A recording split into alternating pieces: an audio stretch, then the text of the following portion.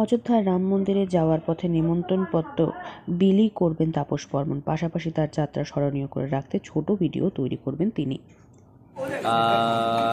যাত্রা প্রায় 900 কিলোমিটারের পাশাপাশি রয়েছে। প্রায় 10 দিনের মধ্যে পৌঁছানোর লক্ষ্য রয়েছে।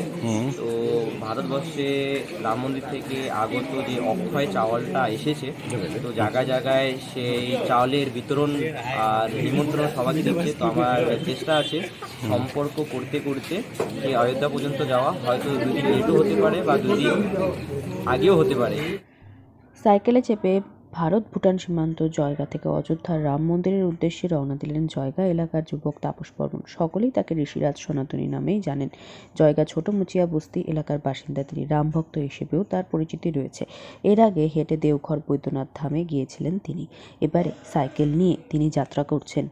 900 কিলোমিটার পথ পেরিয়ে যাবেন তিনি। জয়গা শহরের হনুমান মন্দিরে পুজো দিয়ে সাইকেলে চেপে অযোধ্যার রাম মন্দিরের উদ্দেশ্যে রওনা দিয়েছেন তিনি। যাত্রা শুরুর আগে তাপস বর্মনকে সংবর্ধনা প্রদান করতে ও শুভেচ্ছা জানাতে জয়গা এলাকার বাসিন্দারা ও রাম ভক্তরা এসেছিলেন। অযোধ্যা থেকে অক্ষত চাল জয়গার বাড়িগুলিতে তিনি পৌঁছে দেওয়ার কাজ করেছেন এতদিন ধরে। রামভক্ত ঋষিরাজ সনাতন তথা তাপস বর্মন জানান, কোনো আগাম পরিকল্পনা ছিল না তার। হঠাৎই সিদ্ধান্ত নিয়েছেন বের হওয়ার, সেই মতোই বেরিয়ে পড়েছেন। একাই সাইকেল নিয়ে যাচ্ছেন।